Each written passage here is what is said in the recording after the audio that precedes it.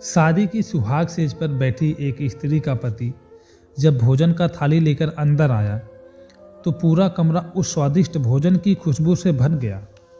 उस स्त्री ने अपने पति से निवेदन किया कि माँ जी को भी यहीं बुला लेते तो हम तीनों साथ बैठकर भोजन करते। पति ने कहा, छोड़ो उन्हें, वो खाकर सो गई होंगी, आओ हम साथ में भोजन करते हैं। उस स्त्री ने पुनः अपने पति से कहा कि नहीं, मैंने उन्हें खाते हुए नहीं देखा है। तो पति ने जवाब दिया कि क्यों तुम जिद कर रही हो, शादी के कार्य से थक गई होंगी इसीलिए सो गई होंगी, नींद टूटेगी तो खुद भोजन कर लेंगी, तुम आओ हम प्यार से खाना खाते हैं। उस स्त्री ने तुरंत तलाक लेने का फैसला कर लिया और तलाक लेकर उसने दूसरी शादी कर ली और इधर उसके पहले पति ने भी दूसरी शादी कर ली।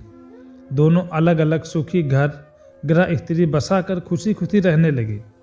इधर उस स्त्री के 2 बच्चे हुए जो बहुत ही सुशील और आज्ञाकारी थे। कई वर्ष बीत जाने के बाद एक दिन वह औरत अपने बेटों के साथ यात्रा पर गई हुई थी। एक जगह तीनों माँ बेटे और भोजन के लिए रुके और बेटे भोजन परोसकर माँ से खाने की विनती करने लगे। उसी समय उस स्त्री की नज़र सामने एक फटे हाल, भूखे और गंदे से एक पुरुष पर पड़ी जो इस स्त्री के भोजन और बेटों की तरफ बहुत ही कतार नज़र से देख रहा था।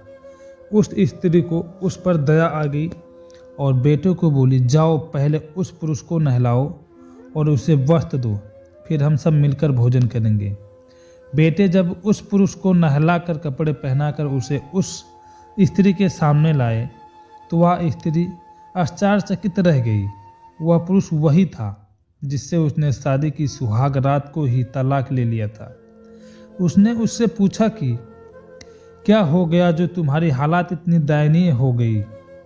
तो उस पुरुष ने नज़र झुका के कहा कि सब कुछ होते हुए भी मेरे बच्चे मुझे भोजन नहीं देते थे, मेरा तिरस्कार करते थे, मुझे घर से बाहर निकाल दिया।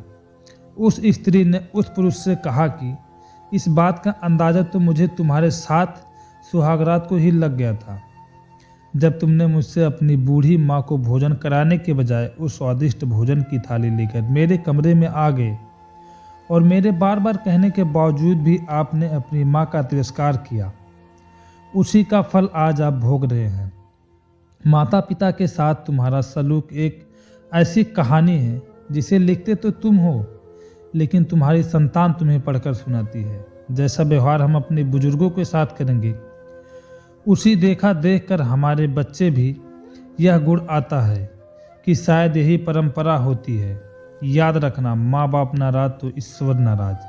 आशा करता हूँ आपको ये कहानी पसंद आई होगी। इस पर आपकी क्या राय है हमें कमेंट करके ज़रूर बताएं।